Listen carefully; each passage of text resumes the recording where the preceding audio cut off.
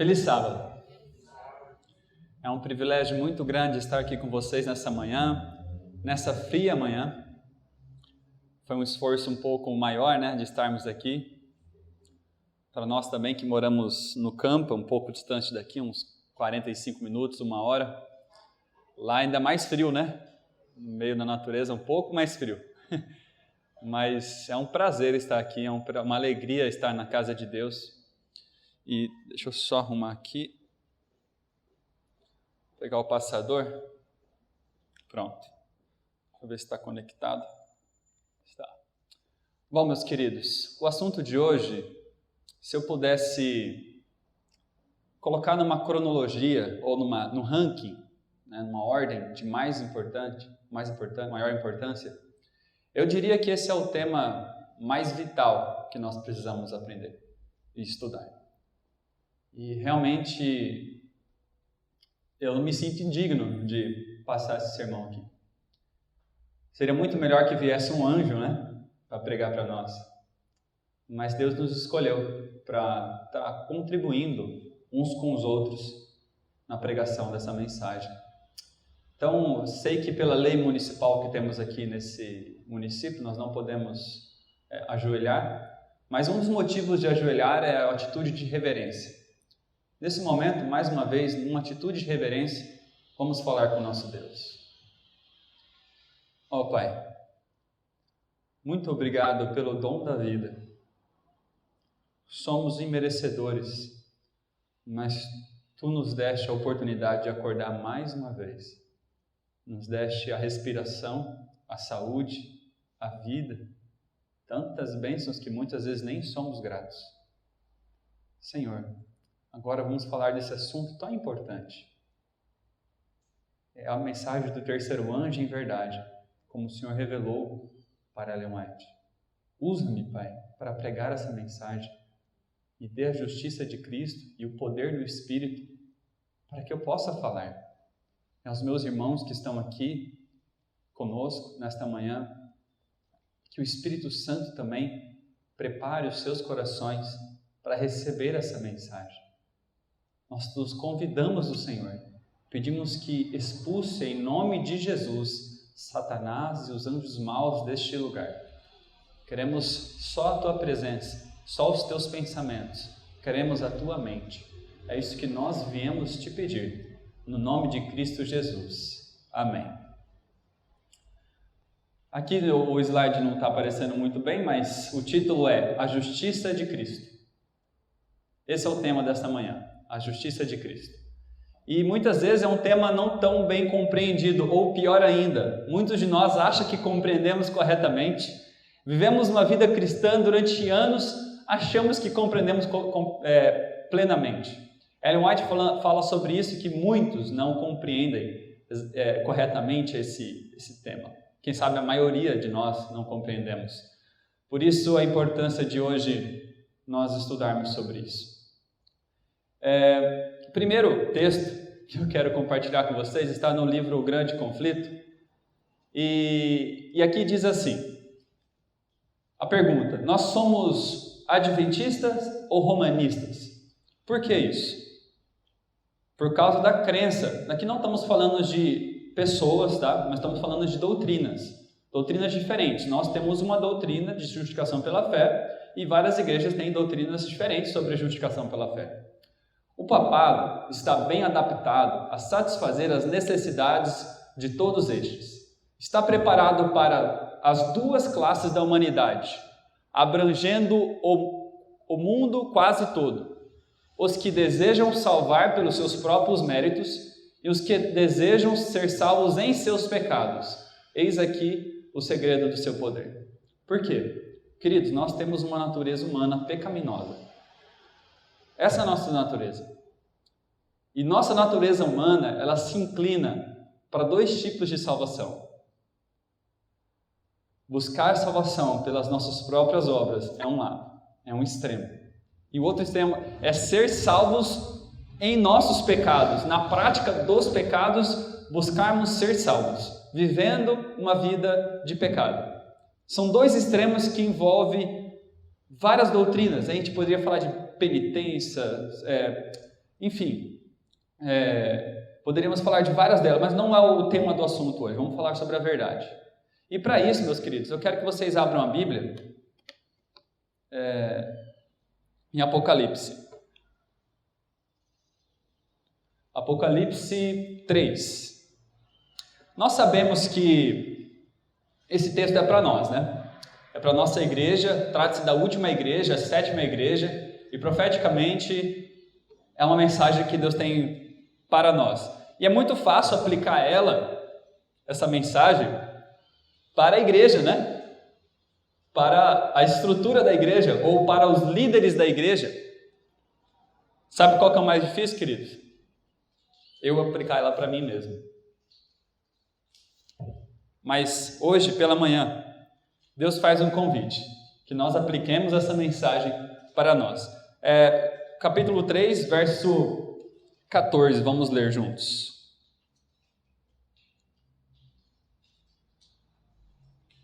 Ao anjo da igreja em Laodiceia escreve: estas coisas diz o Amém, a testemunha fiel e verdadeira, o princípio da criação de Deus. Vamos parar aqui rapidinho. Quem está falando aqui? Quem é esse? Quem é esse testemunha fiel e verdadeira? Jesus. Queridos, ele tem um testemunho a respeito de mim, Marlon, e a respeito de você. Será que esse testemunho é real? Ele é fiel? Será que esse testemunho vai falar justamente o que é? Vocês acreditam nesse testemunho? Acreditam mesmo? Ok, vamos continuar então. Lembre-se, a Bíblia é Deus falando para nós individualmente. Deus está falando com você. Não coloque o irmão X, irmão Y, não coloque os líderes, coloque assim, eu. Conheço as tuas obras, que nem és frio nem quente. Quem dera fosses frio ou quente.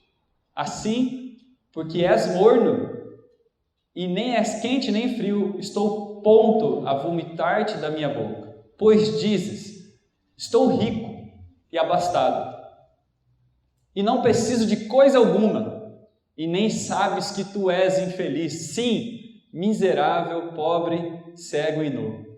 Aconselho-te que de mim compres ouro refinado pelo fogo para que te enriqueças, vestiduras brancas para te vestires, e que não seja manifesta a vergonha da sua nudez, e colírio para ungires os olhos, a fim de que vejas. Eu repreendo e disciplino a quantos amo. Sê, pois, zeloso e arrepende-te.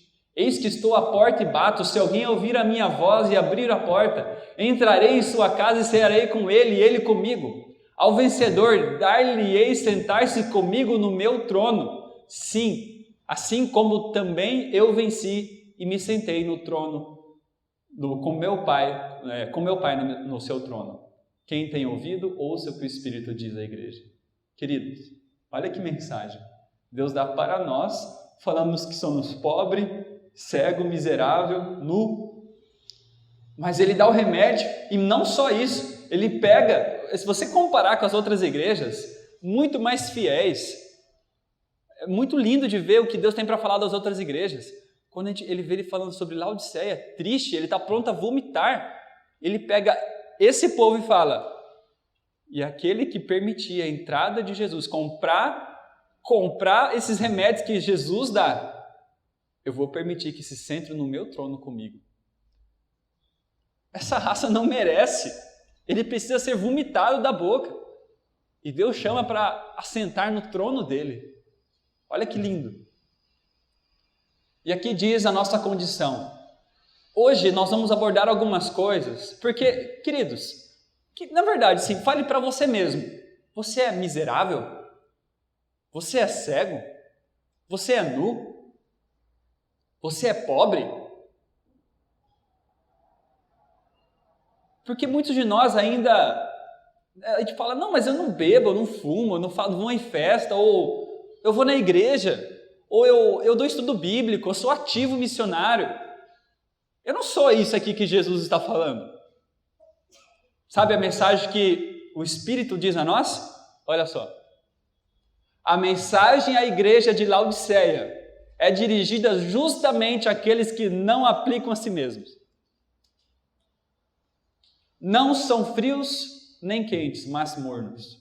Durante muito tempo eu lutei com esse texto, porque eu falava, eu não sou isso, não é possível. Isso deve ser do fulano lá, mas de mim não. Como assim de mim? Sabe, depois que eu li o Grande Conflito, a gente vai ler uma história do Grande Conflito mais à frente, uma das histórias, e pude comparar um pouco da minha vida com de quem tem uma verdadeira fé, e pude começar a entender que, na verdade, eu era tão cego que não enxergava a minha própria condição. A minha cegueira não fazia enxergar que eu era, de fato, aquilo que a profecia diz. Nós vivemos numa época de muita bonança, de muitas bênçãos, a igreja próspera, não temos perseguição, não temos problemas, ou não tanto como no passado tiveram, nossos irmãos, nossos pais, nossas fés tiveram. Então a gente está num estado morno, Sabe qual o problema? O que está diante de nós simplesmente exige uma fé que seja capaz de suportar o cansaço, a espera, a demora, a fome, um tempo de angústia qual nunca houve, desde que houve nação, um tempo de angústia maior do que aqueles que tiveram essa fé que nós estamos falando, na Idade Média, por exemplo, tiveram, e a gente acha que está bem. Esse é o pior engano que Satanás pode fazer. A gente tem eventos importantíssimos, ele falando, você está bem. E Jesus fala, você não está bem. Não, eu estou bem. Não, você não está bem. Você acha que está bem. Eu tenho um remédio para você. Se você não comprar esse remédio, meu querido, isso é Jesus falando, você não vai poder ser salvo. Você não vai permitir a minha entrada. Você vai ser provado e vai ser achado em falta. Eu tenho remédios para você. Vamos ver esses remédios nesta manhã. Entendemos a importância, né? Então, Jesus fala assim, eu quero que você compre ouro. Ali no centro tem um lugar que vende ouro. Será que é isso que literalmente Jesus está falando para nós? Que a gente vai lá e compre ouro para vencer aí as dificuldades financeiras que virão? Não, com certeza não. O que é ouro? O que é ouro? Fé e amor puros. Fé e amor puros. O que é vestidura branca?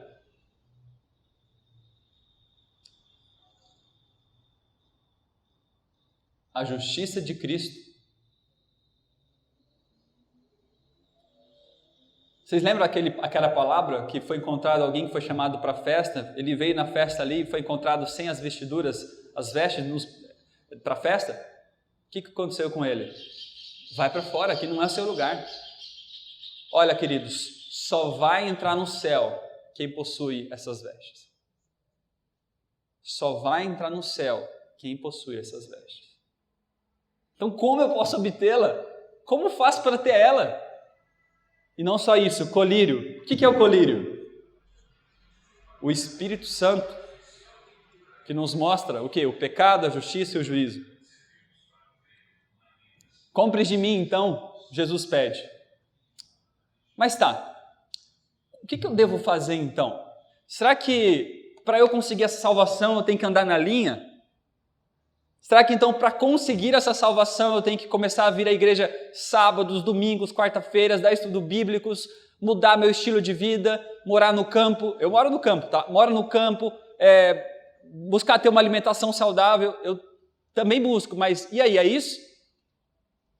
Será que eu tenho que fazer tudo isso? Então, aí quando eu fizer tudo isso, eu vou poder ter a justiça de Cristo? É isso, meus irmãos? É aí que a gente começa a ver como a gente precisa aprender mais sobre esses assuntos. Não é isso. A pergunta está aqui, a lei salva? Porque nossa tendência é nos salvar pelas nossas próprias obras, ou, que nem nós falamos, ser salvos em nossos pecados. Essa é a nossa tendência. Não, eu estou na prática daquele pecado, eu vou aqui na minha vida de pedir perdão sempre por esse mesmo pecado e achar que Jesus, ele só perdoa, mas ele não tem poder. Toda vez que nós falamos eu não posso, sabe o que a gente está falando? Senhor, tu não tem poder. Então, esses dois são extremos, queridos. Queremos ter justiça própria, queremos ter algo a nos apegar, a ter uma certeza prática de que estou bem. Posso descansar agora, estou bem. Baseado no quê? Na minha rotina diária, no meu estilo de vida ou nos meus hábitos. Não sei o que vocês se apegam, eu sei quais são as minhas lutas. Queremos nos consertar e melhorar sozinhos. Eu tenho 2 testes para fazer com vocês. Mas é um teste para vocês absorverem em silêncio, não se manifestem. Primeiro, quando a gente cai num pecado, mas num pecado vergonhoso, um pecado que você sabe que não deveria fazer, e você cai naquele pecado que você não quer que ninguém saiba que você caiu nele, de tão vergonhoso que é, e quem sabe seja a 10ª ou a 100ª vez que você cai. Qual é a tendência nossa? Assim que caiu, a gente vai a Jesus e fala, Jesus, me perdoa. Ou a nossa tendência é, eu não vou me achegar a Deus agora. Acho que eu vou esperar alguns dias. Seria cara de pau demais pela 10ª vez ou pela 10ª vez nesse dia eu caí neste pecado. Não. Aí é demais. Eu acho que nem posso ir na igreja também agora. Espera passar um tempo. Que aí aí eu vou ficar melhor. Quem sabe aí eu não caio mais nesse problema aqui, não caio mais nesse pecado por 3 dias sem pecar, ou por 10 dias sem pecar nesse pecado, e aí sim eu vou poder me chegar a Deus e falar, Senhor, tá tudo bem, agora eu posso me chegar a Ti, eu já estou alguns dias sem pecado. Qual é a nossa tendência, queridos? Sabe o que é isso? Justiça própria. Sabe o que é isso para Deus? Como trapos de imundícia. Isso não vale nada para Deus. Na verdade, a gente vai ver mais para frente o que é isso. Foi quando eu ouvi uma pregação um dia, o pastor falando, olha, quando você cair, corra para Jesus como você está. Eu olhei aqui e falei, como assim? Mas eu comecei a fazer. A minha experiência mudou depois disso. Mas vamos continuar. Outro teste. Digamos que hoje Jesus volte. Aí ele separe, como naquela parábola, a direita e a esquerda. E aí ele fala para você, filho, você foi pesado na balança, mas achado em falta. Você não poderá entrar no céu. Imagine essa situação. O que você faria? Você faria a seguinte questão? Tá bom, Jesus, eu não mereço. Eu não mereço estar no céu. É justo que eu fique aqui. Essa seria a nossa atitude? Ou nossa atitude seria, que isso, Senhor? Tem alguma coisa errada. Eu ia na igreja, eu dava estudo bíblico, olha as mudanças que eu fiz na minha vida, como assim eu vou ficar para o lado de fora? Olha o tanto de gente que eu ajudei financeiramente, olha isso que eu fiz. E que Jesus vai falar para essa classe? Não te conheço. Afasta-se de mim. Vocês entendem como nós precisamos agora compreender mais sobre este assunto, queridos? Um assunto tão essencial, tão importante, que lida com a nossa salvação e tantas vezes a gente fica tardio a aprender isso, a estudar mais sobre isso. E nós temos carregado uma doutrina romanista no nosso coração, falando que é adventista. Carrega uma doutrina romanista no coração, vivendo essas realidades na nossa vida diária, achando que crê na doutrina correta. Por isso eu quero compartilhar com vocês aqui isso. Não dá para enxergar muito bem, né? Mas vamos fazer um esforço. O papel da lei. Aqui tem um Vzinho assim de verdinho. Está escrito assim. Qual é o papel da lei? Mostrar a justiça de Deus. Detectar o pecado. Qual não é o papel da lei? Perdoar pecados e salvar o pecador. Nós precisamos entender o papel das boas obras ou da lei. E qual não é o seu papel? O papel dela não é salvar o pecador, o papel dela não é perdoar pecados, é mostrar a justiça de Deus, detectar o pecado. Qual é o papel do plano da redenção? Este sim, perdoar pecados e salvar o pecador. Será que isso é verdade? Vamos lá. Quando a gente tenta nos justificar pela lei, a gente está tentando o caminho errado. Quando a gente tenta, não, então eu vou mudar todos os meus hábitos para que agora sim eu possa ser aceito, ou Deus me olhe como um favor, ou posso obter as bênçãos que Ele me dá. Olha só a nossa motivação muitas vezes. Mas olha só, olha esse texto, está em Fé e Obras. Quem procura alcançar o céu por suas próprias obras em guardar a lei, tenta uma impossibilidade. Não pode o homem salvar-se sem obediência, certo?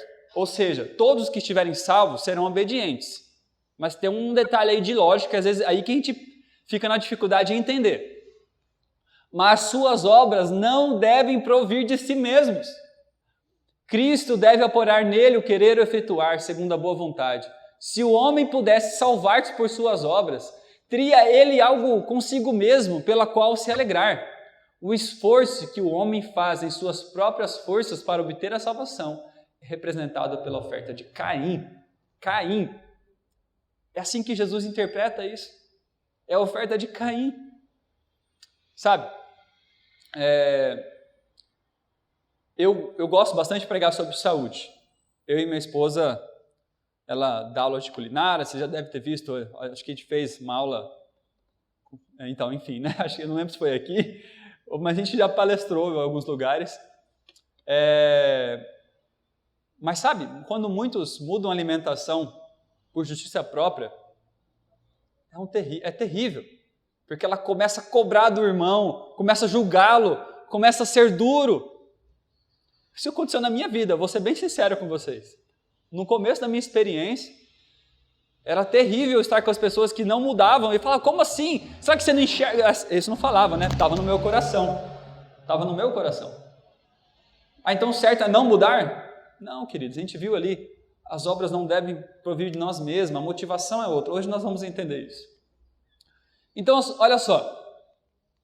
Aqui, eu peço que vocês esforcem os seus olhos para conseguir ver aqui, tá? Ó, aqui tem um bebezinho e aqui uma linha. E essa linha, digamos que é o registro de pecado da pessoa. E aqui ele adulto, já de idade. Aí a minha pergunta é, vamos passar aqui. Tá vendo que tem vários pontinhos pretos aqui? Era para ser preto, tá verde, mas é preto. Vários pontinhos aqui. Isso são pecados que ela cometeu. Quando a lei passa em revista esse homem, o que ela vai acusar? Está salvo ou está perdido? Está perdido. Está perdido. Merece o quê? A morte, não só a morte eterna. Certo? Merece a morte eterna. Eu quero que vocês entendam a nossa condição. Então, alguém que tem um registro assim merece a morte eterna. E agora, digamos que uma pessoa, aos 10 anos de idade, 12, 15 anos de idade, cometeu um pecado e depois se apegou em Deus e nunca mais caiu em pecado. Estamos colocando só a título de conhecimento. E teve só, olha lá, a lei vai dar X, mas teve só um pecado. Um só. E digamos que tenha sido só uma falta de paciência com a mãe dela, nada muito grave. O que a lei vai falar para essa pessoa? Condenado. Eternamente. Queridos, qual que é a minha condição? Qual é a sua condição? Primária. Sem o encontro com Cristo. Qual que é? É a morte eterna. Todos pecaram e carecem da glória de Deus. Essa é a nossa condição. Aqui.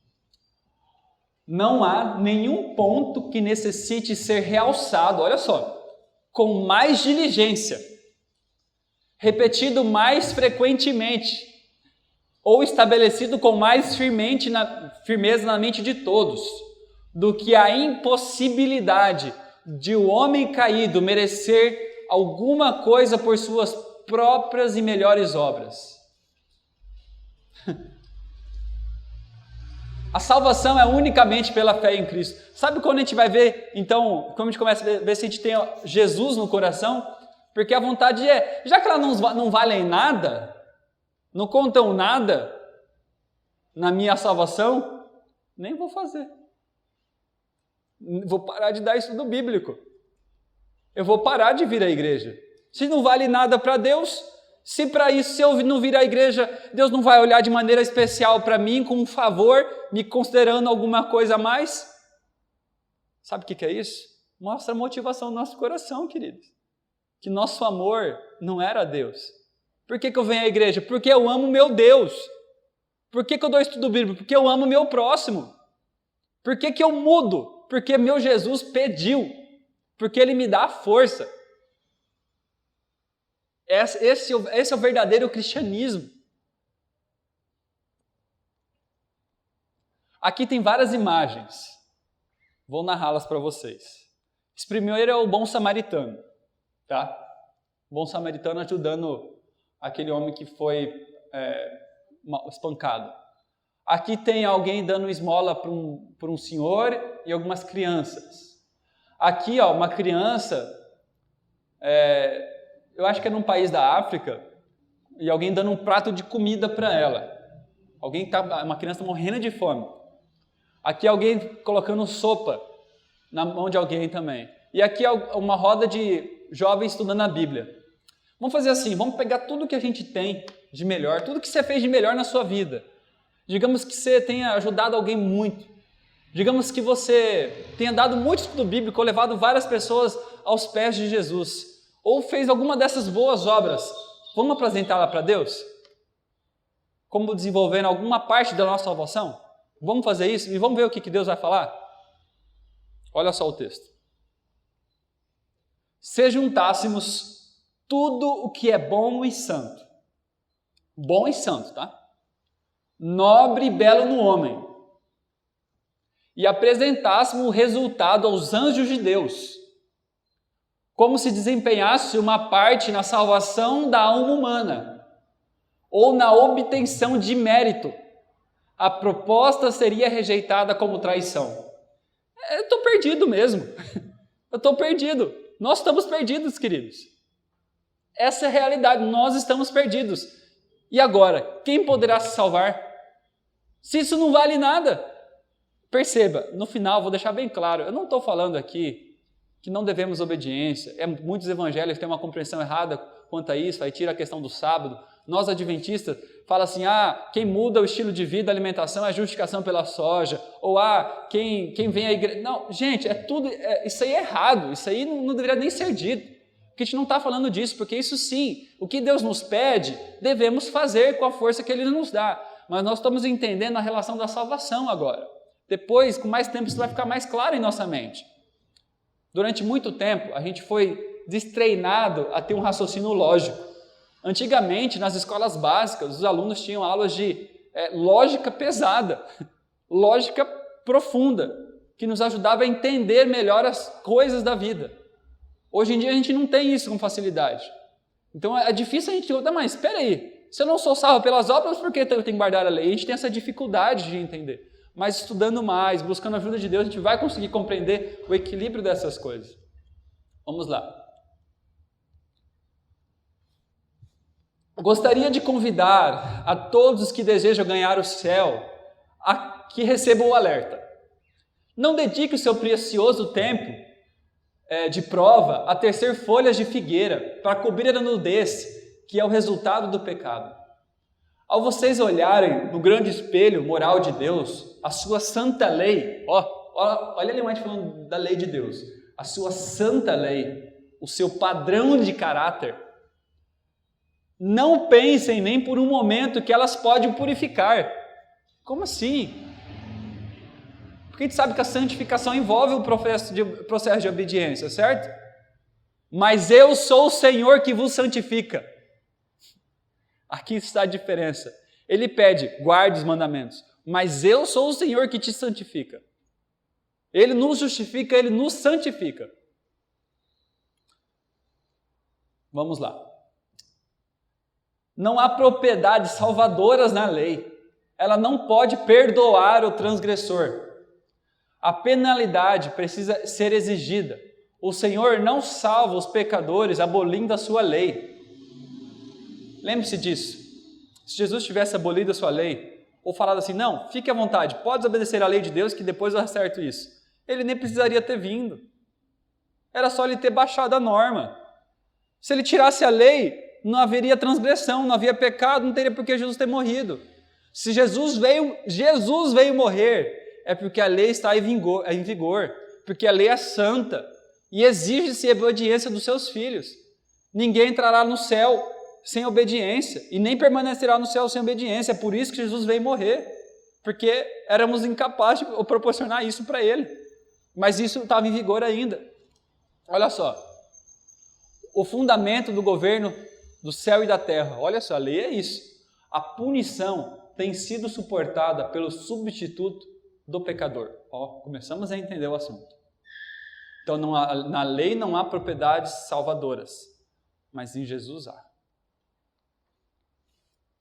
Que ninguém assuma atitude limitada e acanhada. Acanhada é algo, pequena, estreita, assim, de que qualquer de nossas obras possa ajudar, no mínimo que seja, a liquidar a dívida de sua transgressão.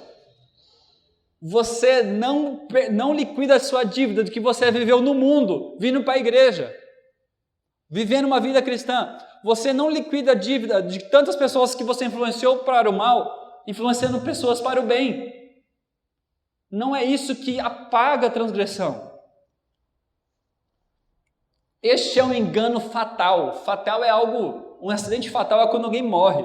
Este é o engano fatal da vida cristã.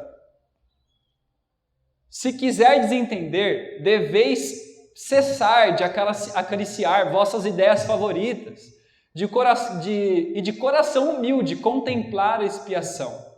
Este assunto é compreendido tão vagamente que olha esse texto, que milhares de milhares, afirmando ser filhos de Deus, são filhos do maligno. Meu Deus do céu! Tenha misericórdia de nós. Eu ter uma ideia de justificação pelas obras, e guardando essa ideia, eu sou filho do maligno achando que sou filho de Deus. Porque confio em suas próprias obras. Olha só. Deus sempre exigiu boas obras. A lei as exige. Mas como o homem se colocou no pecado, onde suas obras não tinham valor, unicamente a justiça de Cristo pode ter proveito. Cristo pode salvar perfeitamente, porque sempre vive para fazer intercessão por nós. Tudo o que o homem pode fazer no sentido de sua salvação é aceitar o convite. Quem quiser, tome de graça da vida. Que lindo! E que bom que é assim. Sabe? É importantíssimo esse assunto, nós compreendermos corretamente. Por favor, orem a Deus para você compreender nesse momento. Não deixe que outros assuntos invadam sua mente nesse momento. Então, queridos, não há nada que possamos fazer de obras boas que seja capaz de pagar a nossa dívida. Não tinha jeito. Se tivesse, Jesus não precisaria vir morrer por nós. Então tá, o que nós precisamos para ir para o céu? Vai ser difícil entender agora, mas eu vou dar a resposta, tá? Não se escandalize. O que a gente precisa para ir para o céu? O que a gente precisa para estar no céu? Melhor perguntando, tá? O que nós precisamos para estar no céu? Um registro assim, ó. Como assim, Mar? Que é isso? Como assim? O que é esse registro aqui? Quantos pecados há aqui? Mas todos pecaram? E agora? Estou perdido. É isso que a lei, queridos, a lei não vai exigir. Tem até um texto, está lá para o final, está lá no final, mas eu vou falar aqui de cabeça parafraseando. O texto diz assim, que a lei de Deus não exige algo a menos do que exigiu no Éden. O que ele exigiu no Éden? Perfeita obediência. Uma, entre aspas, fruta, mas não foi só isso, a gente sabe, foi incredulidade, ou enfim, várias outras coisas que fizeram cair.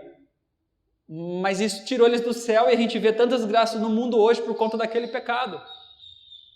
Deus exige hoje a mesma perfeita obediência, esse mesmo registro. E o que eu faço então? Como obter um registro assim? Como eu faço para ter um registro de que desde o nascimento até o final da vida seja perfeito, sem uma transgressão, nem por um pensamento, nada? Se você nutre um pecado na mente, você já pecou, querido. Você não precisa só colocar a ação. Então o que eu faço? Precisamos compreender isso ou não? Sabe, houve alguém que nasceu, viveu 33 anos de perfeita obediência. E esse alguém nunca pecou. Nem por um só pensamento ele pecou.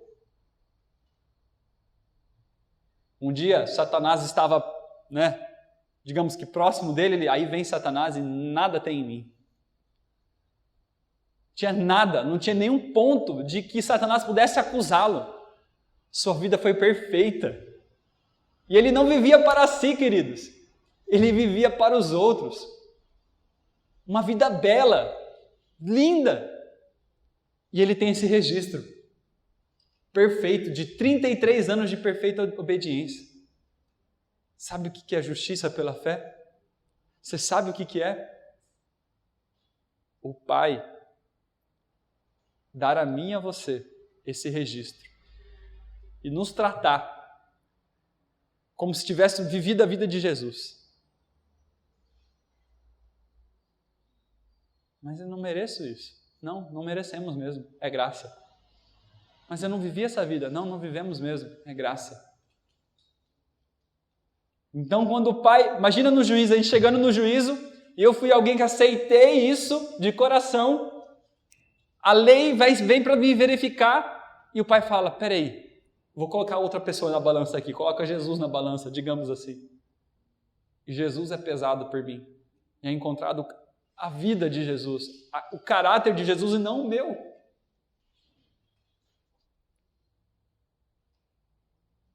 Isso é justiça pela fé. Vamos ler alguns textos sobre isso? Perdão e justificação são uma só e a mesma coisa. Pela fé, o crente passa da posição de rebelde, de filho do pecado de Satanás, para a posição de súdito leal de Cristo Jesus. Não por causa de alguma bondade inerente, mas porque Cristo o recebe como filho, por adoção. O pecador obtém o perdão de seus pecados, porque esses pecados são carregados por seu substituto e penhor.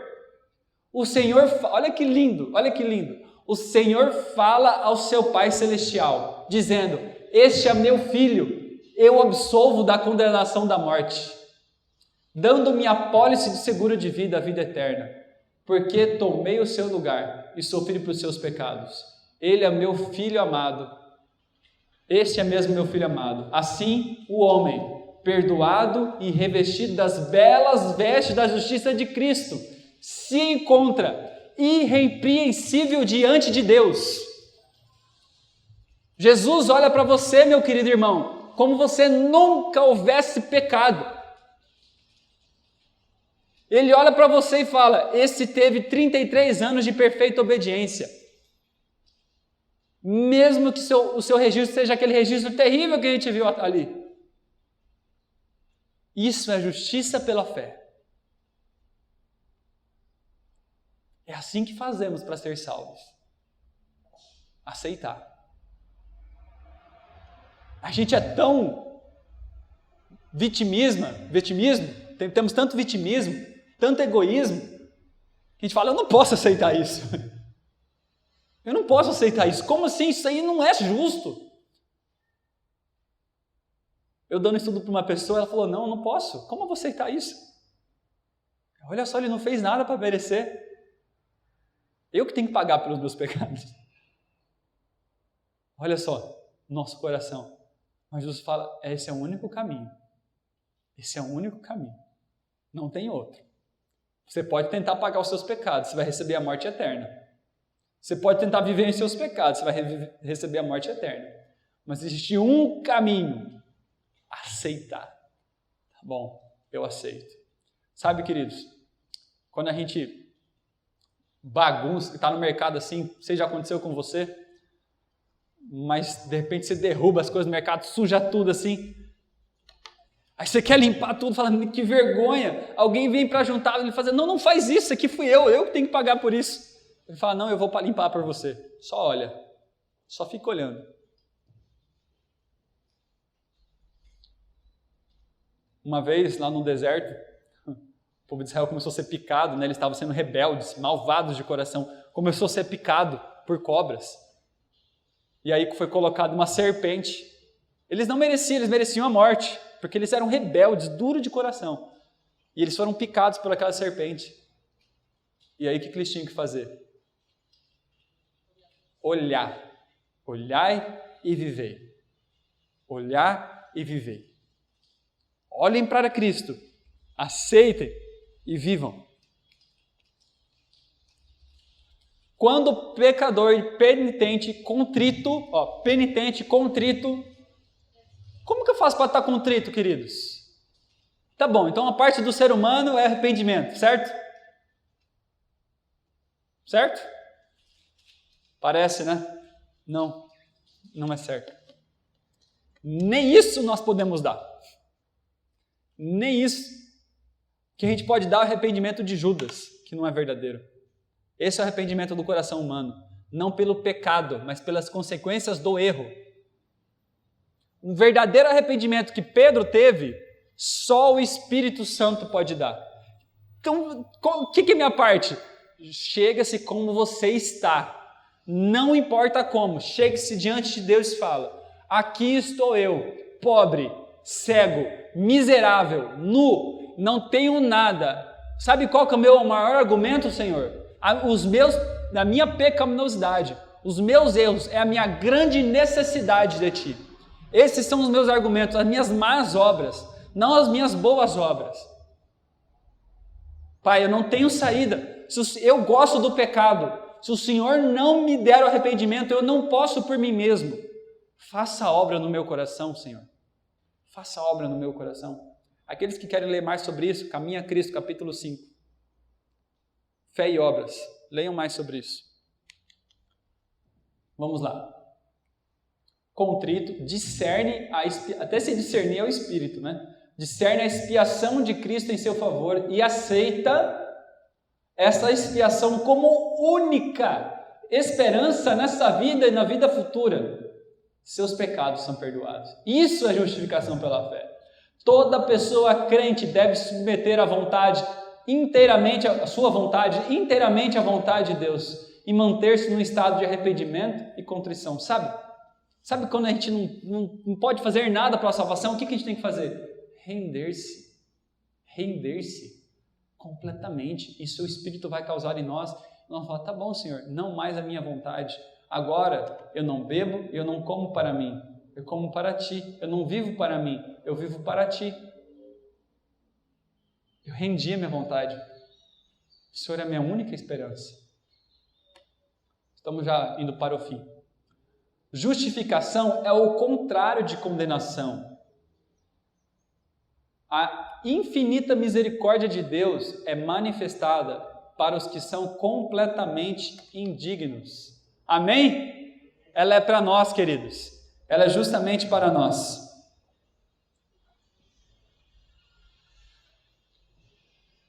Aqui a verdade é exposta em termos claros. Essa misericórdia e bondade são totalmente imerecidas. A graça de Cristo é gratuita para justificar o pecador, sem qualquer mérito ou exigência de sua parte. Justificação é um perdão total e completo do pecado. Total e completo do pecado. Sabe, quando a gente é justificado, a gente tem que agradecer a Deus, porque nosso registro já não é mais o nosso, é dele. No momento em que a pessoa aceita a Cristo pela fé, ela é perdoada.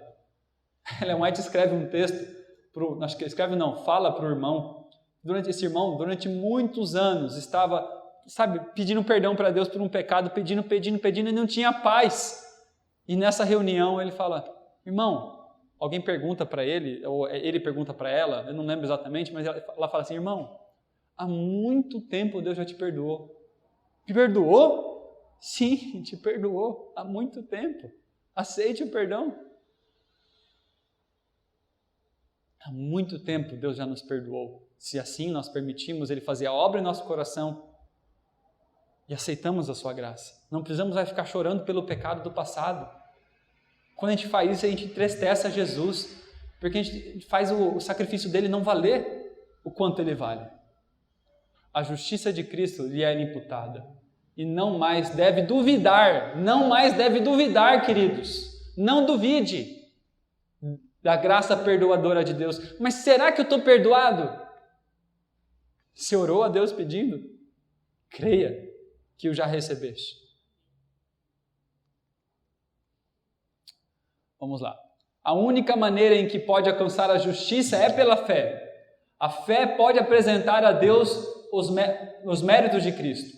Olha só, o Senhor coloca a obediência de seu Filho Jesus, na conta do pecador. Ele não só perdoa, ele coloca obediência. A justiça de Cristo é aceitar o lugar do fracasso do homem. E Deus recebe, perdoa, justifica a pessoa arrependida e crente, trata como se fosse justa e ama, tal como ama seu filho. Queridos, vamos parar de falar que nossa oração não passa do teto. Que vergonha! Sabe por quê? O que a gente fala no final da oração? Em nome de quem?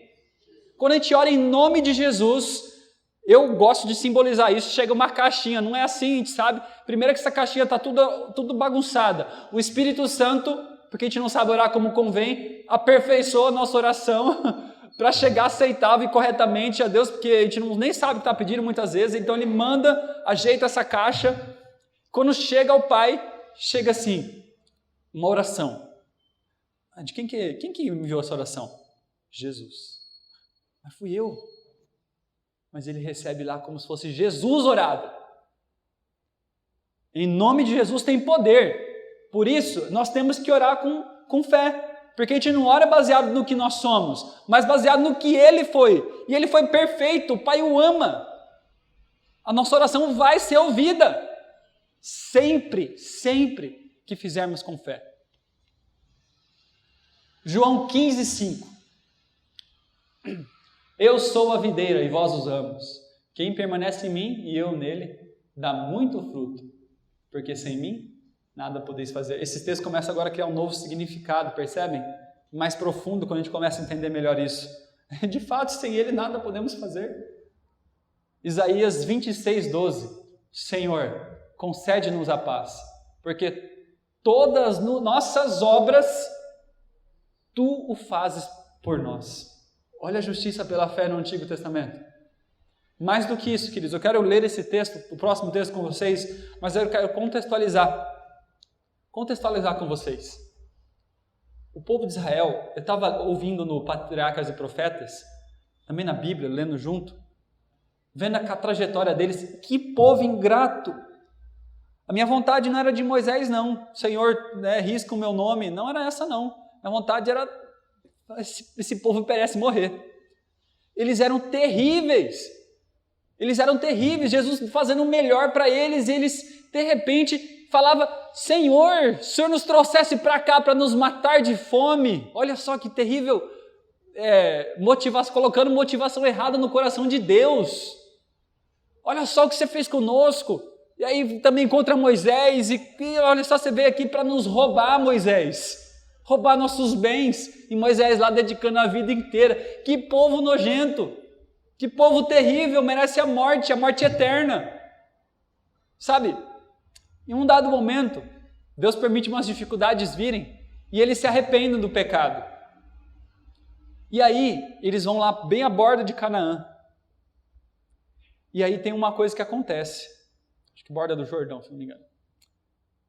Balaão é chamado a profetizar contra o povo de Israel.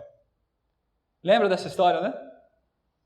Sabe que ele fala de umas mensagens mais bonitas sobre justiça pela fé? É encontrado ali, para mim é um dos melhores textos, porque quando eu li Patriarcas e Profetas, vi esse povo, eu fiquei indignado com eles. A minha justiça própria se acendeu. Se eu tivesse uma espada, eu teria cortado a orelha de todo mundo, como foi com Pedro. Esse é o nosso coração muitas vezes. Olha como a gente lida com o pecador. Diferente, a gente quer misericórdia para nós, mas para os outros a gente lida assim, com uma espada na mão. Olha só. Não viu iniquidade de Israel. Está em Números, tá? Números 23, 21 a 22. O Senhor não viu iniquidade de Israel. Como assim, Senhor? Eu vi um monte. Nem contemplou maldade em Jacó. Eu vi um monte de maldade. O Senhor, seu Deus, é com ele. Mas como assim com ele, Pai? É um povo ingrato, cruel. No meio dele se ouve a aclamação de um rei. O Deus os tirou do Egito. Deus te tirou do pecado, querido. E as suas forças são como as de um boi selvagem. Isso é justiça pela fé. É difícil de entender. É por isso que quando a gente lê a parábola lá dos dois irmãos, do filho pródigo que sai e volta o outro irmão. Esse irmão aí e não aceita. E nós muitas vezes fazemos o papel do outro irmão. Porque somos cheios de justiça própria. A gente já sabe que quem tem justiça própria é filho do diabo. Muitas vezes nós somos filhos do diabo, queridos. Precisamos permitir ser filhos do rei.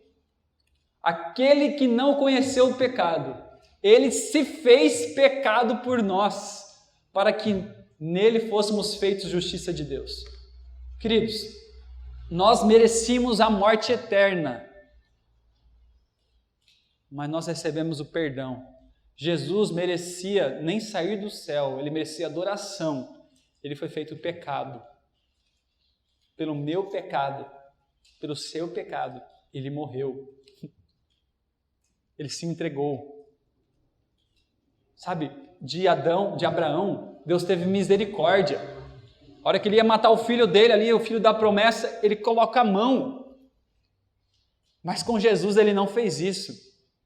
Ele permitiu Jesus ser moído pela angústia do pecado do mundo inteiro e morrer a morte eterna. Não me pergunte como. Jesus morreu a morte eterna por mim e por você. Ele sentiu o peso da condenação do juízo final de cada pecador que se arrependeu. Quero contar uma história para deixar isso claro. De Wesley, John Wesley, um reformador. Ele é fundador da igreja metodista. Está no grande conflito essa história. Eu acho que é capítulo 14, tá? Depois, se vocês pesquisarem lá no aplicativo, vocês vão poder encontrar. Este homem era um homem muito consagrado. Quero até mostrar assim para vocês terem uma ideia como ele era consagrado. Olha só. Wesley e seus companheiros chegaram... antes disso, eu quero que vocês identifiquem, quero ver se vocês entenderam, tá? O sermão. A gente vai finalizar com isso. Quero ver se vocês entenderam o sermão. Onde está o erro desse texto? Wesley e seus companheiros chegaram a ver que a verdadeira religião se localiza no coração. Tá certo ou errado? Tá certo, né, queridos? E a lei de Deus se estende tanto aos pensamentos como a palavras e ações, certo?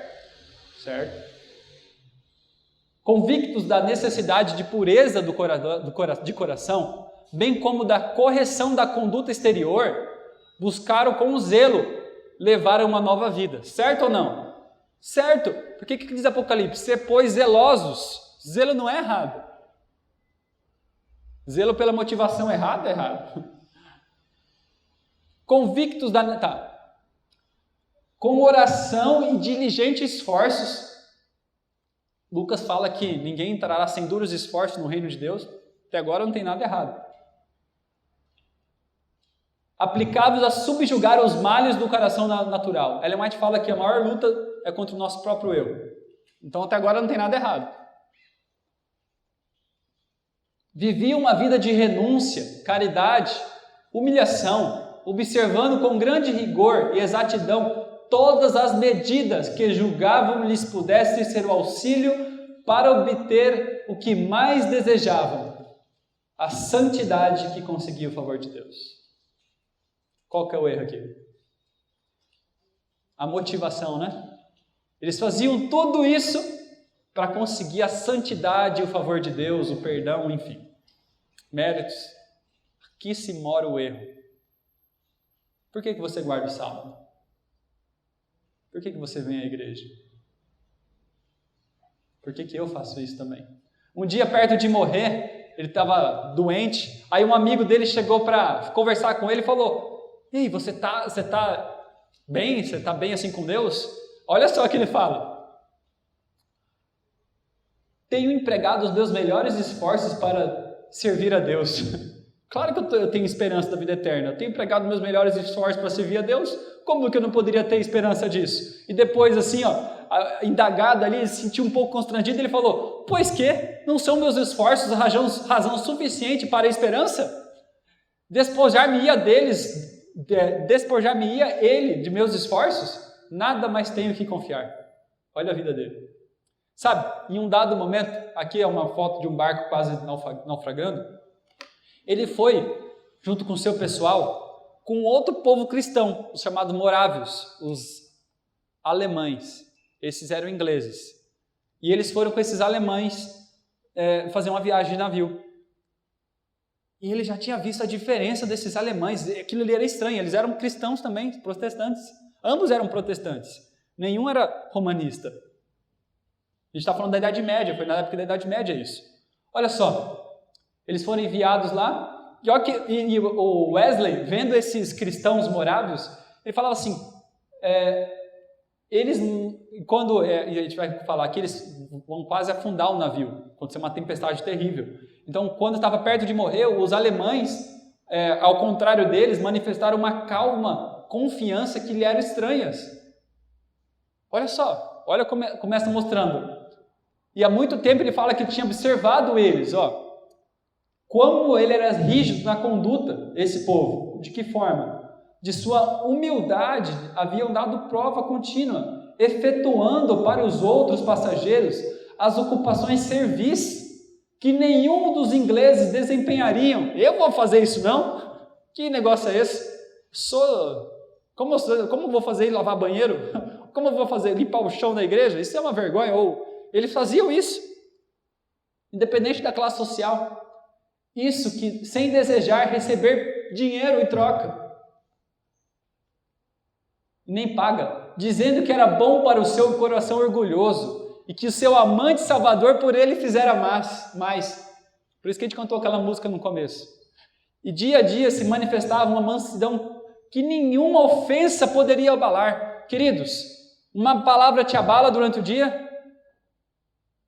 Será que você sendo empurrado, chutado, você vai manter uma mansidão de coração? Não, né?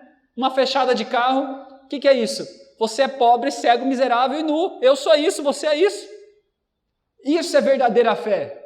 Alguém que era, se eles eram empurrados, batidos ou derrubados, erguiam-se de novo e iam embora, mas sem nenhuma queixa escapar do lábio. Isso aqui não é, deixa eu me controlar aqui para não falar. Não. Era um novo coração. Vocês entendem?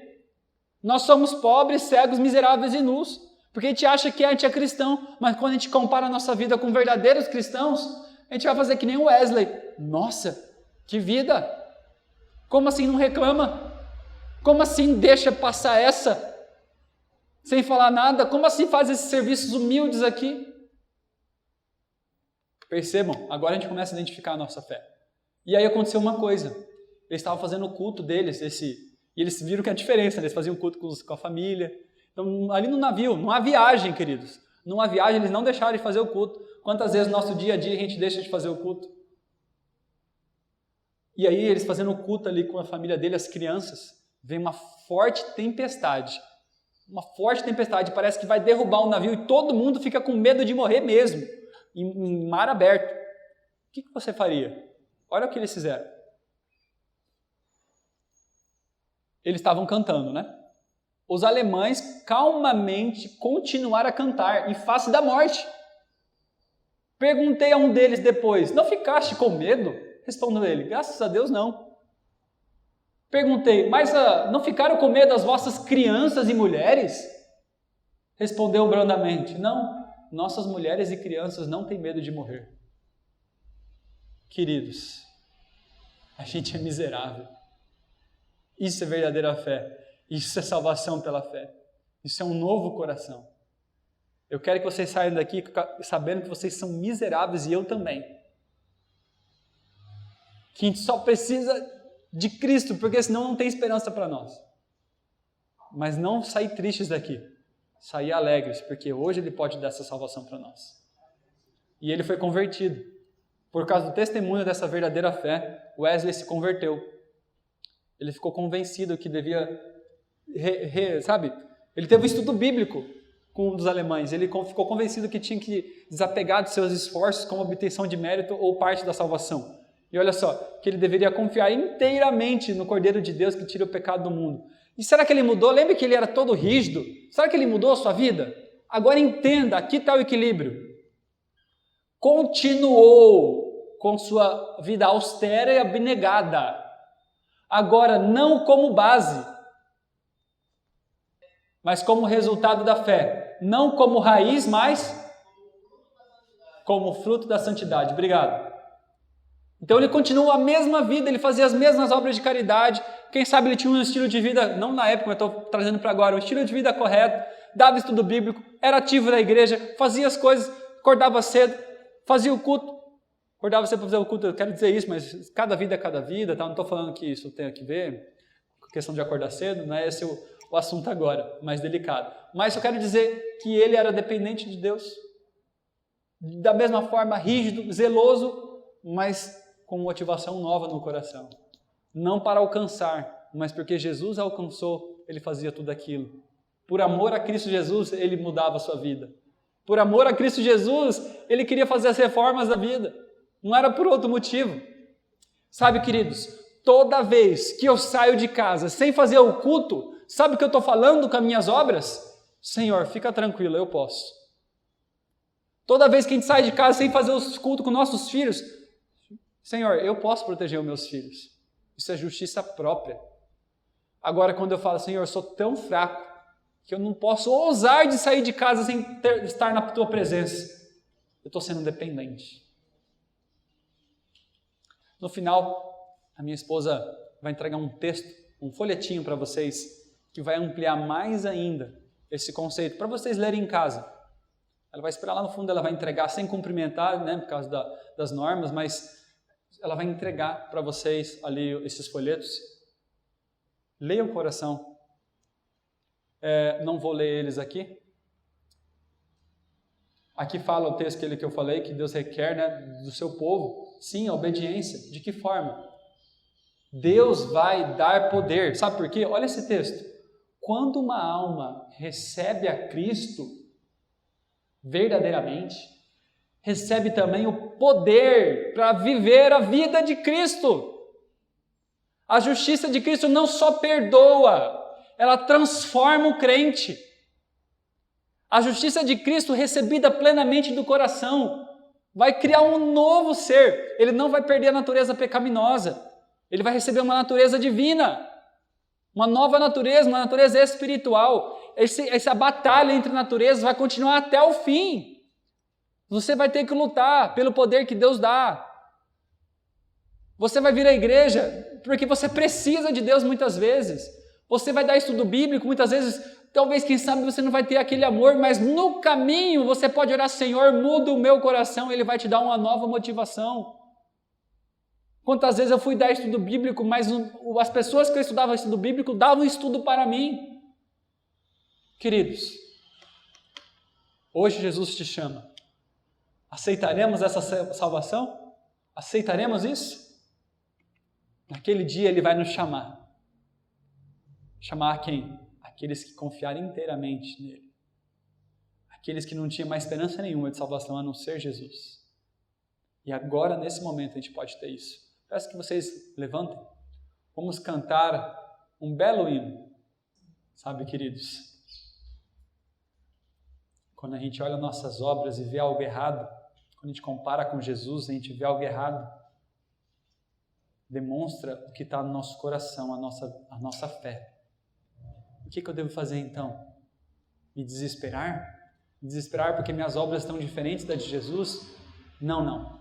Correr para Jesus, porque é Ele quem conserta nossas obras. Não estou falando aqui que não devemos ter obras. Alguém que, a gente viu o texto, alguém que recebe a Jesus de coração, vai viver a vida dele, vai ter o amor que ele teve.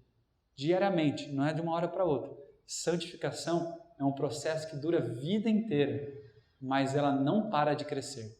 Se você parou de crescer, se eu parei de crescer, já estamos naquela outra frase da mensagem das igrejas. Tu perdeste o teu primeiro amor. Arrepende-te. Volte às suas antigas obras. Deus nos chama a voltar hoje e a manter hoje, até a volta dele, o primeiro amor. Um amor para o nosso Mestre. Vamos orar. Querido Deus, querido Jesus, louvado e adorado seja o teu santo nome, Senhor. Pois nós não merecemos a vida, não merecemos nem a proteção dos anjos. Sabemos que se por um segundo os anjos tirassem a nossa proteção, seríamos fulminados pelo inimigo. Olha quantos segundos já vivemos. É só motivo para agradecer ao Senhor. Louvado e adorado seja o teu santo nome, Jesus. Pai, não merecemos. Temos caído, vivido uma vida de justiça própria e também no pecado.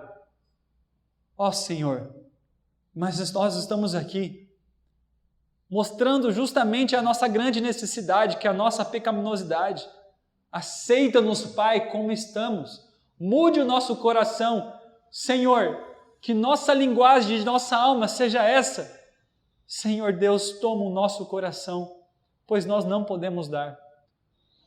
Conserva-o puro, pois não podemos conservá-los para Ti. Salva-nos, Senhor, a despeito de nós mesmos, tão fraco e tão dissemelhante de Cristo.